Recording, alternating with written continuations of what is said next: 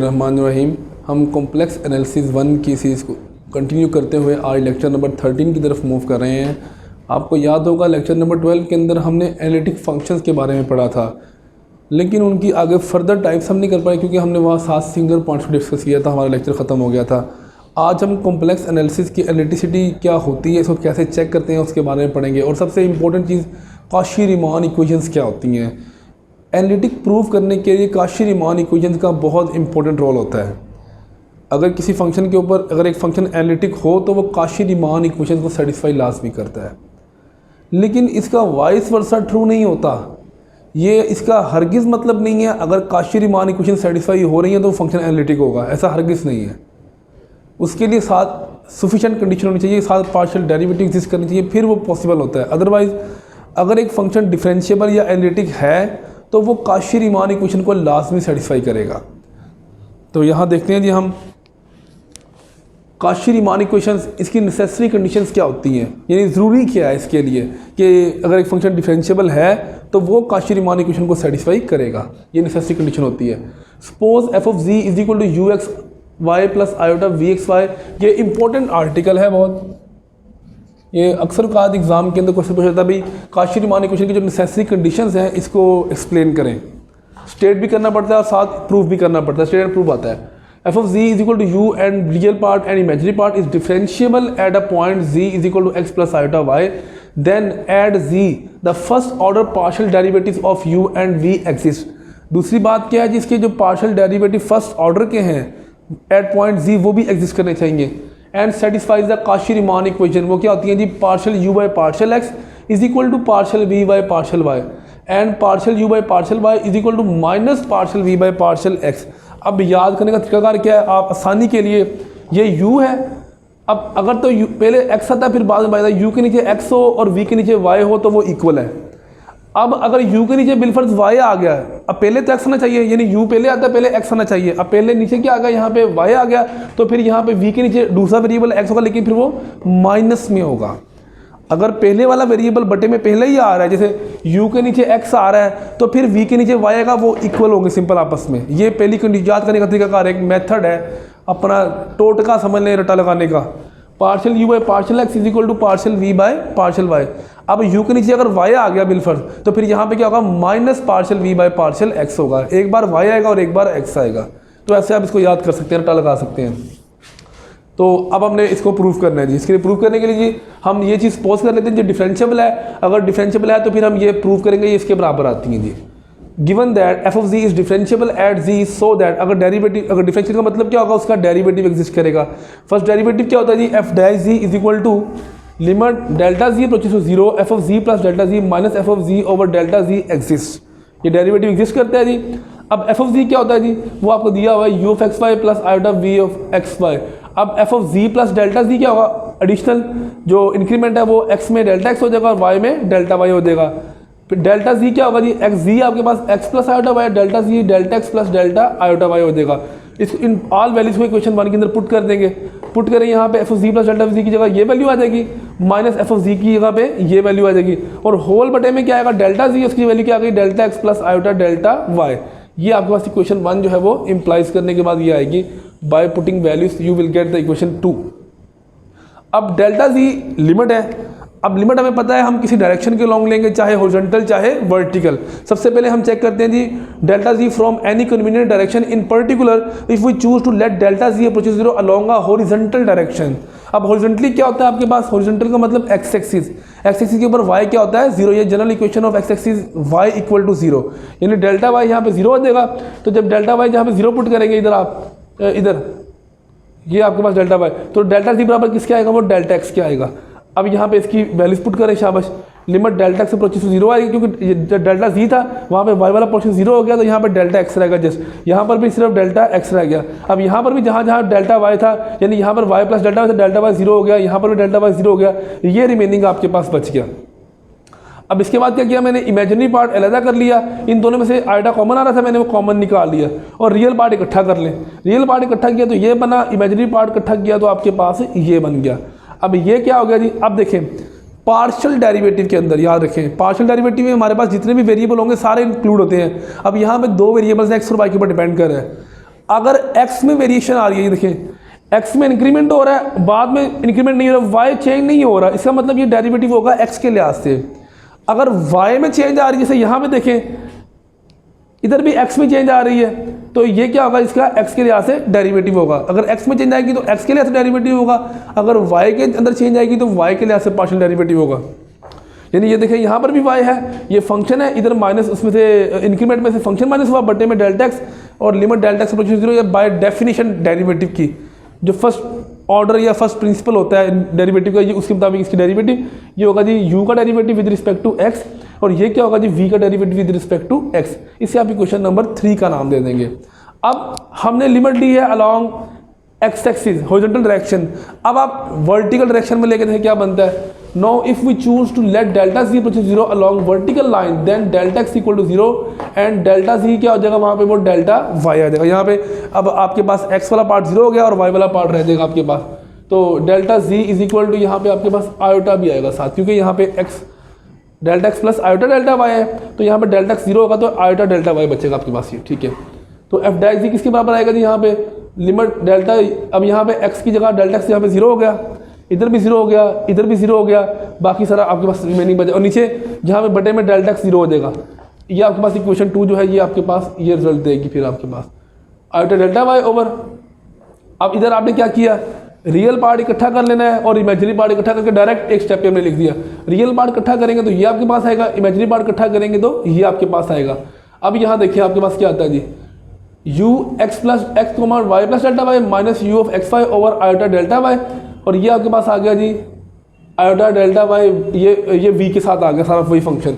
अब देखें यहाँ पे वेरिएशन किस में आ रही है, y के अंदर आ रही है, पहले y प्लस डेल्टा y था, फिर माइनस क्या हो रही है, सब्ट्रैक्शन फंक्शन y हो रहा है, तो इसका मतलब ये पार्शियल डेरिवेटिव होगा y के लिहाज से, क्योंकि अब x जो है वो सेम है, इधर भी x है और इधर भी x है, उसके अंदर कोई चेंज नहीं आएगी। तो ये होगा आपके पास जी partial derivative of v with respect to y, और ये एक आयोटा इधर पड़ा हुआ है, और साथ यहाँ पे क्या आएगा जी partial derivative of u with respect to y के लिहाज से वेरिएशन आ रही है।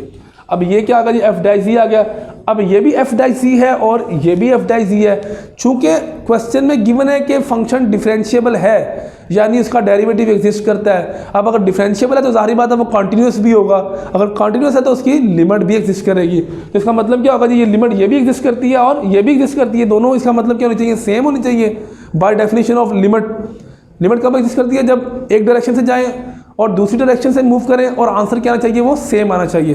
तो यहाँ पे इसका मतलब ये इक्वेशन 3 और 4 आपस में हम कंपेयर कर सकते हैं। एफ डाई सी है तो ये आपस में इक्वल आएगा जी। तो यहाँ पे रियल पार्ट क्या होगा, partial you by pi x partial x, और इधर रियल पार्ट क्या है, partial we by partial. Compare किया तो partial you by partial x बराबर आएगा partial we by partial y, ये रियल पार्ट आ गया। इमेजिनरी पार्ट यहाँ पे है जी partial we by partial x, और इधर क्या है जी minus partial you by partial y. तो यहाँ पर आपके partial we by partial x equal to minus partial you by partial y. ये आपके पास काशी-रीमान इक्वेशंस प्रूव हो गई हैं। तो ये इसकी है necessary condition to prove Cauchy Riemann equations. अब इसके बाद आगे हम, हाँ ये तो तयशुदा है, अगर काशी-रीमान इक्वेशन सेटिस्फाई नहीं होती तो फिर वो फंक्शन कभी भी एनालिटिक नहीं होगा। हमने एक चीज़ प्रूव की, यानी नेसेसरी क्या ज़रूरी है, अगर एक फंक्शन डिफरेंशिएबल है तो उसके लिए ज़रूरी है कि वो काशी-रीमान इक्वेशन को सेटिस्फाई करे। लेकिन ये हरगिज़ मतलब नहीं है कि अगर एक फंक्शन काशी-रीमान इक्वेशन को सेटिस्फाई करता है तो वो एनालिटिक या डिफरेंशिएबल होगा, ऐसा नहीं है। ज़रूरी नहीं है कि एक फंक्शन काशी-रीमान इक्वेशन को सेटिस्फाई करे और वो डिफरेंशिएबल हो। अक्सर क्वेश्चन है पेपर में या वाइवा क्वेश्चन इंटरव्यू पूछा जाता है, भाई अच्छा अगर ट्रू नहीं है तो कोई एग्जाम्पल दें, ऐसा फंक्शन बताएं जिसमें काशी-रीमान इक्वेशन ट्रू हो रही हो और लेकिन वो एनालिटिक ना हो, वो डिफरेंशिएबल ना हो। इसी एग्जाम्पल भी हम आगे करेंगे जाके। तो अभी यहाँ पे हम देखते हैं जी क्राइटेरिया फॉर नॉन एनालिसिटी, वो मैंने बता दिया। अगर एक फंक्शन एनालिटिक नहीं है उसके लिए सिंपल एक चीज़ चेक करें आप, काशी-रीमान इक्वेशन। अभी हमने पढ़ा है अगर काशी-रीमान इक्वेशन ट्रू हो रही है तो वो फंक्शन एनालिटिक होगा, अगर नहीं, अगर एक फंक्शन के ऊपर काशी-रीमान इक्वेशन सेटिस्फाई नहीं है और इसका मतलब फिर वो एनालिटिक कभी भी नहीं होगा। If the Cauchy-Riemann equations are not satisfied at every point z in a domain D, then the function cannot be analytic in domain. अगर Cauchy-Riemann equation satisfy नहीं होती तो वो फंक्शन एनालिटिक नहीं होगा। मैं फिर बता रहा हूँ, ये बच्चे हमेशा गलती करते हैं, इंटरव्यू में अक्सर पूछते हैं अगर Cauchy-Riemann equation सेटिस्फाई हो गई तो इसका हरगिज़ मतलब नहीं है कि वो फंक्शन एनालिटिक है। लेकिन ये चीज़ है, अगर Cauchy-Riemann equation सेटिस्फाई नहीं होती तो वो फंक्शन एनालिटिक कभी नहीं हो सकता। एक फंक्शन एनालिटिक कब होगा? अगर फंक्शन एक एनालिटिक है, फंक्शन एनालिटिक कब होगा? अगर वो डिफरेंशिएबल हो उस पॉइंट पर, उसकी नेबरिंग पॉइंट पर भी डिफरेंशिएबल हो तो वो फंक्शन एनालिटिक होता है। या अगर एक फंक्शन एनालिटिक है तो उसके ऊपर काशी-रीमान इक्वेशन का सेटिस्फाई करना लाजमी है, ये नेसेसरी कंडीशन है, ये हमने अभी थ्योरम इसी को प्रूव किया है। तो हम एग्जांपल करते हैं, show that the given function is not analytic at any point f of ji is equal to z mod का स्क्वायर। अभी मैंने कल भी आपको याद हो लास्ट लेक्चर में बताया था, जिस फंक्शन के ऊपर मार्ट आ रहा हो, बार आ रहा हो या मार्ट आ रहा हो, वो कभी भी एनालिटिक नहीं होते। क्यों नहीं होते? क्योंकि वो डिफरेंशिएबल नहीं होते। यहाँ पे चेक करते हैं जी, f of ji is equal to z bar का स्क्वायर। अब लेट जी क्या होता है जी, एक्स प्लस आयोटा वाई होता है, यहाँ पे पुट करें इसकी वैल्यू। अब बार लेंगे जी का, वो कितना हो जाएगा? शाबाश, एक्स माइनस आयोटा वाई हो जाएगा वो बार लेने से। तो एफ ऑफ जी आ गया, ये इसको स्क्वायर ओपन करेंगे, रियल और इमेजिनरी पार्ट अदा करें, यू ये आ गया और वी आपके पास ये आ गया। अब हम काशी-रीमान चेक करेंगे जी, यू का डेरिवेटिव एक्स के लिहाज से भी लें पार्शियल और वाई के लिहाज से भी लें। एक्स के लिहाज से तो 2x आ गया, वाई के लिहाज से तो माइनस टू वाई आ गया। वी का डेरिवेटिव एक्स के लिहाज से लिया तो माइनस टू वाई आया, और वी का डेरिवेटिव वाई के लिहाज से लिया तो माइनस 2x आ गया आपके पास यहाँ पे। अब यहाँ पे देखें जी, partial you by partial x क्या partial we by partial y के बराबर आ रही है? हरगिज़ नहीं आ रही। ये नेगेटिव है और ये पॉजिटिव है। क्या partial you by partial y बराबर partial we by partial x के बराबर आ रहे हैं? माइनस के बराबर होना चाहिए। ये आपस में नेगेटिव, आपस में बराबर है, लेकिन वो क्या होना चाहिए? नेगेटिव बराबर होना चाहिए। तो काशी-रीमान इक्वेशन जो है वो सेटिस्फाई नहीं हो रही। The given function is not analytic at this point. एक और एग्जांपल करते देखा, वो बात से क्लियर हो। Show that the complex function f of ji is equal to 2x square plus y plus iota y square minus x is not analytic at any point. F of z आपके पास 2x square plus y minus iota y square minus x, इसको real और imaginary part लेना किया, ये आ गया। अब partial derivative लिया, एक्स के लिहाज से भी लिया और वाई के लिहाज से भी लिया। इधर वी का डेरिवेटिव एक्स के लिहाज से लिया और वाई के लिहाज से लिया। यहाँ पे आपके पास आएगा जी partial u by partial y. तो ये आपके पास आएगा जी, इसको अब देखें जी, partial u by partial x क्या partial v by partial y के बराबर आ रहा है? ये दोनों आपस में नहीं आ रहे। Partial v by partial x क्या बराबर minus partial u by partial y के बराबर आ रहा है? नहीं आ रहे। ये भी आपस में इक्वल नहीं आ रहे। तो लिहाजा ये क्या होगा जी आपके पास? ओ ये इक्वल आ रहे हैं, partial u by partial x y is equal to, ये सेटिस्फाई हो रही इक्वेशन, ठीक है। एक इक्वेशन सेटिस्फाई हो रही है और दूसरी नहीं हो रही यहाँ पे, बिल्कुल ठीक है। ये देखिए, partial u by partial Y is equal to minus partial v by, वो पॉजिटिव हो जाएगा, बिल्कुल ठीक है। एक इक्वेशन सेटिस्फाई हो रही है लेकिन दूसरी नहीं हो रही। एक फंक्शन के अगर एनालिटिक होता तो दोनों कंडीशन का सेटिस्फाई होना जरूरी था। यहाँ पे क्या हो रही है? सिर्फ एक हो रही है, तो लिहाजा ये फंक्शन एनालिटिक नहीं होगा। तो this is not analytic function at this point. तो अब नेक्स्ट हम और एग्जांपल करते हैं, बात क्लियर हो जी। नेक्स्ट स्टूडेंट, उसके बाद हम एक क्वेश्चन करते हैं। सबसे पहले हम ये क्राइटेरिया फॉर एनालिटिसिटी, अभी नॉन एनालिटिक फंक्शन के लिए तो हमने पढ़ लिया है कि जिसके ऊपर काशी-रीमान इक्वेशन फेल हो जाएंगी वो नॉन एनालिटिक होगा। अब भाई एनालिटिक कब होगा काशी-रीमान इक्वेशन के साथ? तो उसके लिए बेटा 3 शर्तें हैं। सबसे पहली बात, u और v कॉन्टीन्यूस होने चाहिए उस डोमेन के अंदर, कॉन्टीन्यूस हो गए। उसके बाद उनके पार्शियल डेरिवेटिव जो हैं वो भी कॉन्टीन्यूस होने चाहिए। तीसरी बात, काशी-रीमान इक्वेशन सेटिस्फाई होनी चाहिए। अगर ये तीनों शर्तें प्रूव होती हैं तो आपके पास फंक्शन एनालिटिक होगा। मसलन suppose the real functions u and v are continuous, पहली बात वो कॉन्टीन्यूस हो, and have continuous partial derivatives in a domain d, और उनके जो डेरिवेटिव्स हैं वो भी कॉन्टीन्यूस होने चाहिए। If u and v satisfy the Cauchy Riemann equation, और तीसरी बात काशी-रीमान इक्वेशन सेटिस्फाई करती हो at all points of d, then the complete function is analytic in domain. तब आपके पास जो फंक्शन है वो एनालिटिक होगा। फॉर एग्जांपल, इसके बाद आप लोग यहाँ पे हम एग्जांपल देखते हैं। देखिए, show that the given function is analytic in an appropriate domain f of ji is equal to this one. कहता है ये फंक्शन है, शो करें ये एनालिटिक होता है जी। तो आपने इसका यहाँ पर आपके पास आएगा जी आयोटा साथ जी। तो real part u of x y, v ये इमेजिनरी पार्ट आ गया आपके पास। It is clear that u and v, अब देखिए ये दोनों फंक्शन क्या है जी आपके पास है, ये दोनों साइन वाले फंक्शन भी और कॉज वाला भी क्या होते हैं, दोनों कॉन्टिन्यूस फंक्शन होते हैं। पहली शर्त प्रूव हो गई कि आपके पास फंक्शन जो है वो कॉन्टिन्यूस होना चाहिए, u और v दोनों कॉन्टिन्यूस हैं। दूसरी बात, अब आप देखेंगे जी पार्शियल डेरिवेटिव चारों के लेंगे। u का डेरिवेटिव x के लिहाज से लिया, u का डेरिवेटिव आपने लिया y के लिहाज से, फिर v के डेरिवेटिव x और y के लिहाज से लिया, और देखे जाए तो वो भी क्या है आपके पास कॉन्टिन्यूस है, क्योंकि सारे साइनसॉइडल फंक्शंस हैं, साइन का फंक्शन है या कोस का फंक्शन है, वो क्या होते हैं, वो कॉन्टिन्यूस होते हैं। तो यानी पार्शियल डेरिवेटिव्स भी कॉन्टिन्यूस, इसका मतलब दूसरा पॉइंट भी आपका सेटिस्फाई हो गया। फिर तीसरी बात, काशी-रीमान इक्वेशन।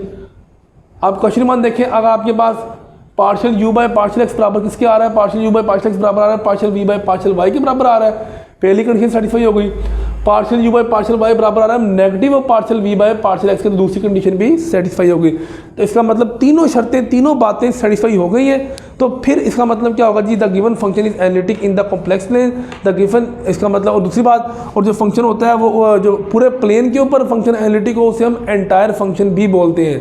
तो काशी-रीमान इक्वेशन के लिए अकेली काशी-रीमान इक्वेशन के प्रूव होने से फंक्शन एनालिटिक नहीं होता। कब होता है एनालिटिक? अगर ये साथ दो कंडीशन है, वो u और v भी कंटिन्यूस हो और उनके पार्शियल डेरिवेटिव भी कंटिन्यूस हो, एग्जिस्ट भी करते हैं और कंटिन्यूस भी, और काशी-रीमान इक्वेशन भी सेटिस्फाई हो। ये तीनों बातें होंगी तो फंक्शन आपके पास कंटिन्यूस होगा, ये बात याद रखिएगा। अच्छा जी, आगे आपके पास एक थ्योरम है, उसके लिए ये चीज़ है, थ्योरम प्रूव करने से पहले आपको पता नहीं चाहिए कॉम्प्लेक्स फंक्शन का जी और जी बार की फॉर्म में लिखा हो तो कैसे लिखते हैं हम कॉम्प्लेक्स फंक्शन को।